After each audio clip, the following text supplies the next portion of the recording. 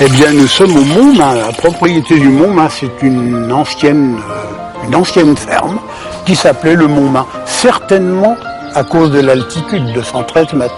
On sent bien, on respire ici. J'habite dans le Pays d'Auge, donc pour moi, c'est évident et essentiel de prendre des produits locaux. Le cidre, ça n'est pas un des produits qu'on me demande le plus, mais j'en ai toujours. Les éleveurs du Pays d'Auge, pour ne pas les nommer, que je connaissais déjà avant, lorsqu'ils étaient dans un autre endroit. Et vraiment, on a des produits de qualité. C'est pas pour encenser, mais c'est vraiment de très beaux produits. Aussi bien viande bovine, ovine, volaille, tout est bien. Ben, on reconnaît une belle viande, c'est que les gens la mangent avec les yeux brillants de plaisir. Et souvent j'indique la boutique des éleveurs, parce que les Parisiens repartent avec leur petit marché là-bas. Ils font de la viande sous vide, ça c'est bien, et les gens repartent avec. Le Michelin m'a fait l'honneur de me sélectionner il y a quelques années. Alors sur internet, on fait http lebonheureestdanslepré.free.fr. On clique sur les photos et on a l'ensemble de l'hébergement. Et comme disait mon camarade de France Bleu qui me faisait dire c'est beau la Normandie, c'est merveilleux la Normandie, je confirme, c'est toujours aussi beau et merveilleux la Normandie.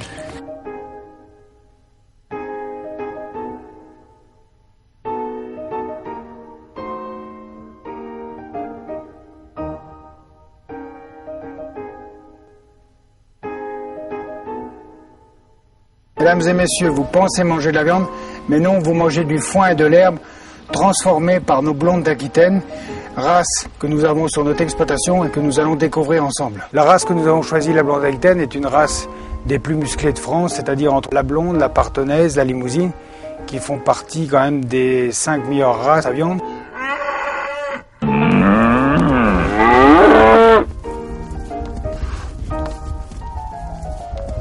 Eh bien, nous sommes la 4e génération à faire de l'élevage en Normandie. Nous avons toujours été dans l'élevage de bovins, de moutons. Et là, l'exploitation que nous allons découvrir ensemble, nous l'avons reprise avec ma femme Sylvie il y a une quinzaine d'années.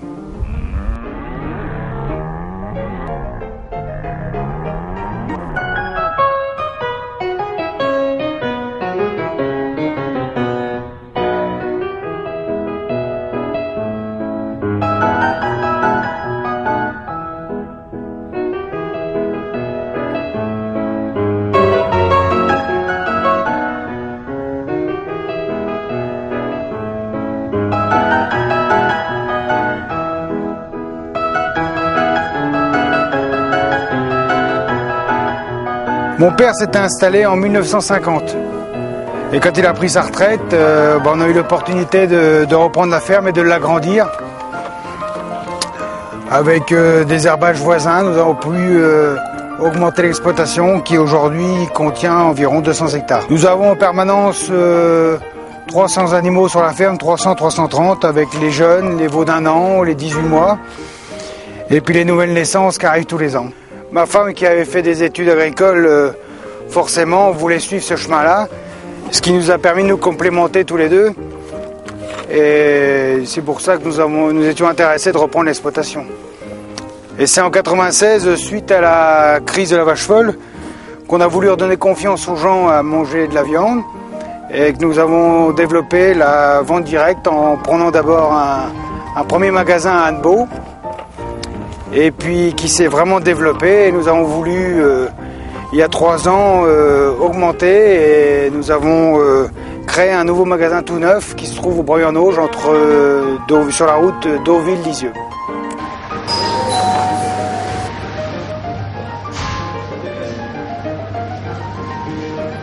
Je vais vous présenter ma femme avec laquelle nous gérons l'entreprise.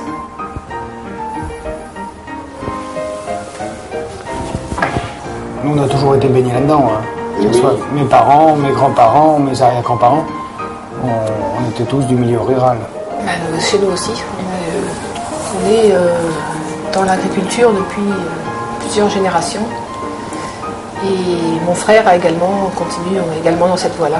Je ne suis pas une vraie Normande.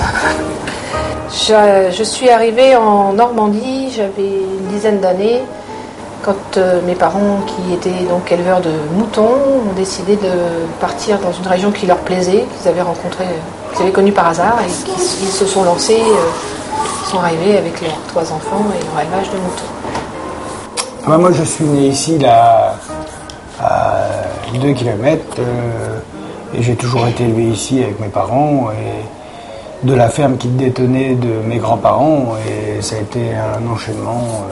C'est pour ça que j'ai voulu. Nous étions 3 frères, j'avais 2 frères et 2 sœurs, et je suis le seul des 5 enfants qui a décidé de reprendre l'exploitation et de développer en même temps mon élevage de blondes d'Aquitaine et par la suite après la boucherie.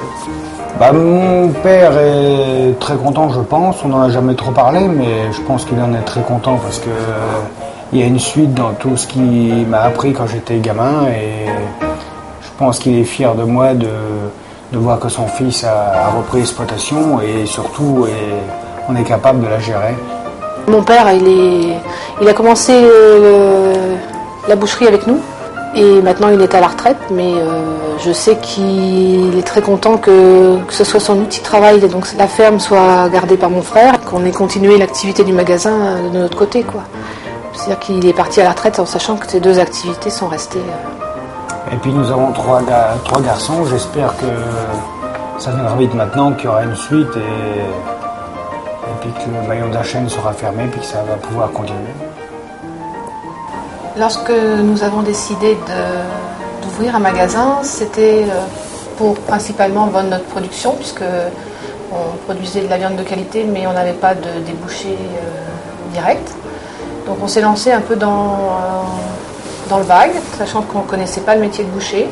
On s'est improvisé vendeur, fabricant, transformateur, et donc on a appris un peu sur le terrain. On a eu beaucoup de chance car on a trouvé un bon professionnel pour nous épauler au début. L'affaire s'est bien développée, les clients étaient satisfaits, le bouche à oreille a super bien marché. Ce qui fait que c'est vrai qu'au bout d'un moment, l'effectif n'était pas assez important et les bâtiments n'étaient plus tout à fait fonctionnels. Sachant que plus ça va, plus les normes sont draconiennes et qu'il faut toujours être au top. Donc c'est vrai que quand la commune du Breuil nous a proposé de venir les rejoindre, pour nous c'était un avantage puisqu'on se trouvait près de la maison. Donc on a démarré l'entreprise il y a 3 ans avec nos 2 bouchers qu'on avait précédemment. On s'est beaucoup investi tous les 2 et au bout d'un moment on s'est aperçu que de toute façon l'évolution était assez importante et qu'il fallait du personnel supplémentaire. Donc et maintenant on a 5 bouchers. Là, nous arrivons dans un frigo où les carcasses sont stockées de 12 à 15 jours pour nous ramener une bonne maturation, de la tendreté et surtout un bon goût au muscle.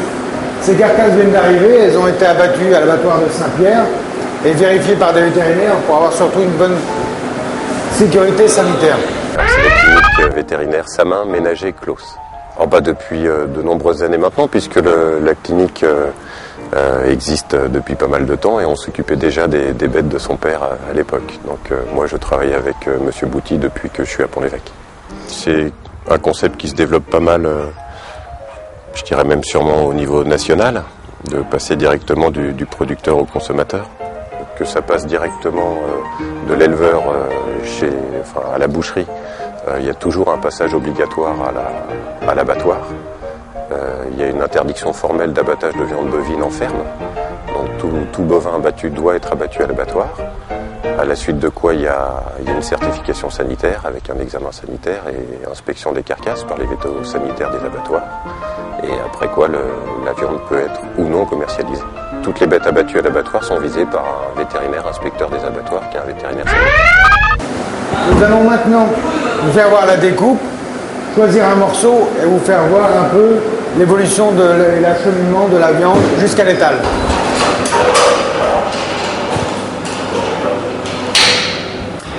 Vous remarquerez que l'étiquette suit toujours la carcasse, ce qui nous fait une traçabilité complète. Je vais vous démonter le train de côte directement sur la carcasse Et après, il sera préparé par l'homme de boucher.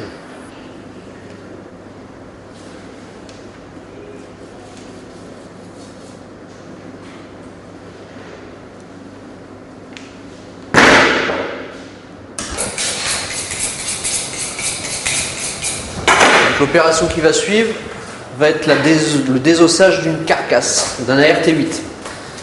Donc on va lever les bavettes, on va faire le déhanché, donc séparer le faux filet de la cuisse, et après on va désosser complètement la cuisse.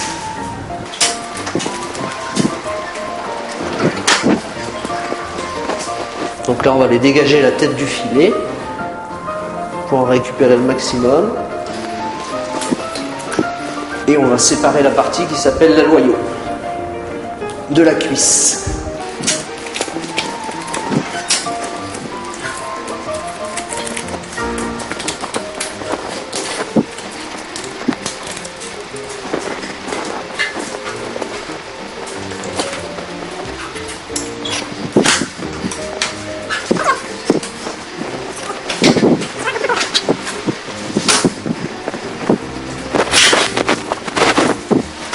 Alors on va séparer la seule partie qui est destinée au pot-au-feu, donc le jarret de bœuf.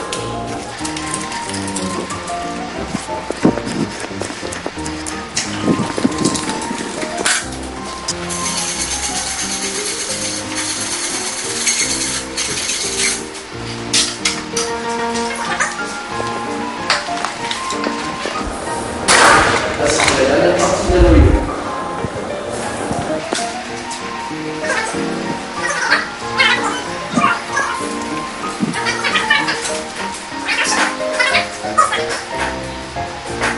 Là, vous avez la fameuse araignée que tous les amateurs recherchent.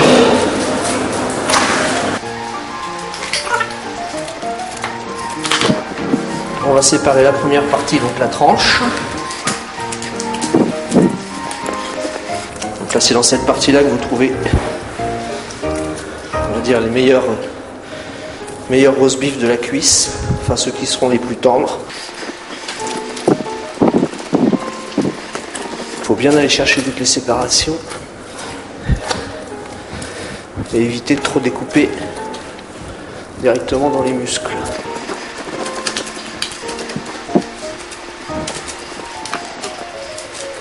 Là, vous avez directement la tranche, morceau qui fait entre 12 et 15 kg selon les bêtes, et qui est destiné à faire des rôtis.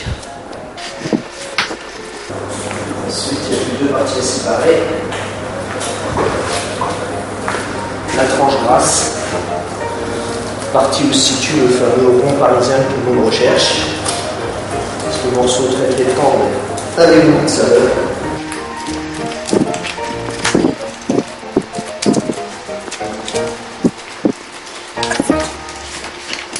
Voilà, là vous avez le gîte noir, la fameuse tranche grasse, il n'y a plus qu'à désosser.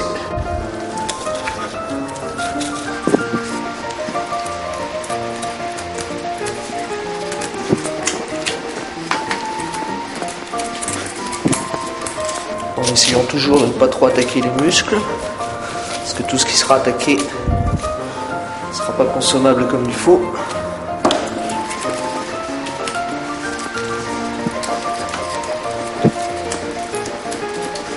Voilà. Donc l'opération de séparation est terminée. Après, il n'y aura plus que l'opération épluchage et préparation des rôtis. Là, je vais aller découper une côte de bœuf pour 5 à 6 personnes. Une pièce destinée à être grillée sur le barbecue ou à la cheminée.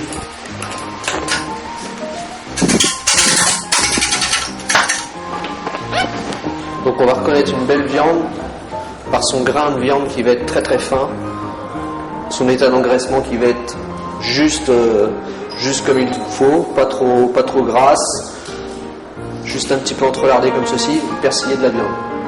Avec ceci, on aura déjà une viande qui sera de qualité. Alors voilà, ensuite nous accédons au frigo où se situent toutes les viandes préparées. Donc là, vous avez tous les morceaux à cuisson lente qui vont être prêts pour aller directement au rayon. Toutes les cuissons rapides, les rôtis, les beefsteaks et les différentes variétés de viande. Donc là, il y aura le veau qui va venir, l'agneau et le porc. Et ensuite, toutes ces viandes vont aller directement dans la vitrine pour l'étalage final. Messieurs, dames, bonjour. Dans notre magasin, vous pourrez découvrir toute la partie bœuf, partie veau, en suivant après vous aurez toute la partie porc qui finira avec les volailles. Ensuite vous aurez le rayon charcuterie,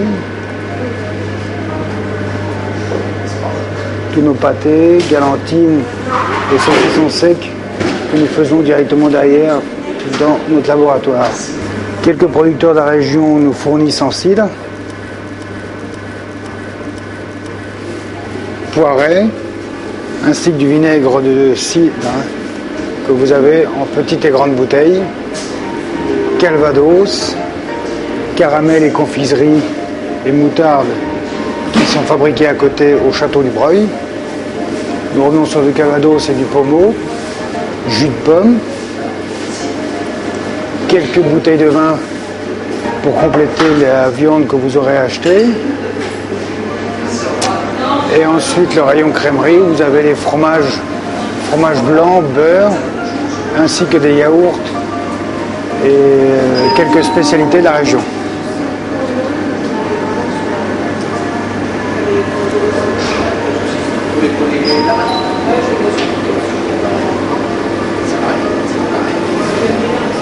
Beaucoup de gens ont voulu faire un peu la même chose, le même genre de commerce, de vente directe, comme nous le faisons ici, sans vouloir investir de trop en personnel, en matériel. Il y a un coût qu'il faut quand même, qui n'est pas négligeable au départ. Et c'est une seconde activité qui prend aussi beaucoup de temps.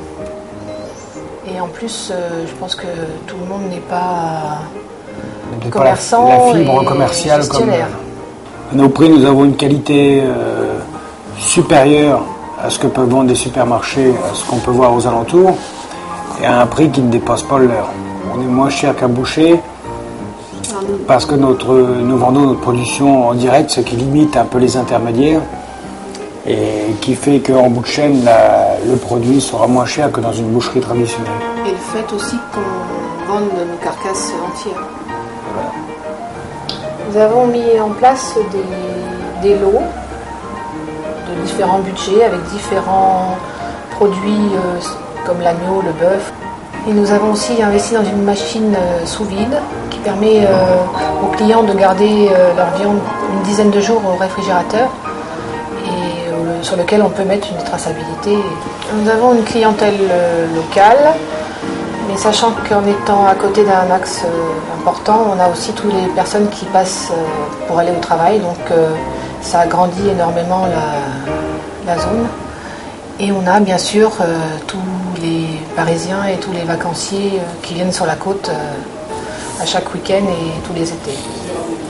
Moi, le sentiment que j'ai reçu d'être au contact des consommateurs, c'est de voir que le consommateur s'intéresse, il s'intéresse surtout à ce qu'il a dans son assiette, comme je disais tout à l'heure. Et c'est très bénéfique pour nous parce qu'ils nous posent certaines questions et nous sommes là pour leur répondre et leur expliquer exactement le genre de travail que nous avons tous les jours.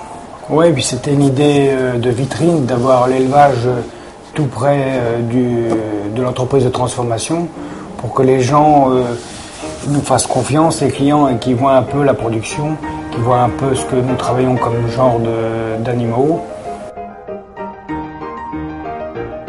Le monde agricole a besoin de se diversifier, de suivre la vie du consommateur et de développer ses méthodes de vente pour rester à la pointe et ne pas être dépassé par la grande distribution qui fixe le cours du marché et qui fait un peu ce qu'elle veut, quoi.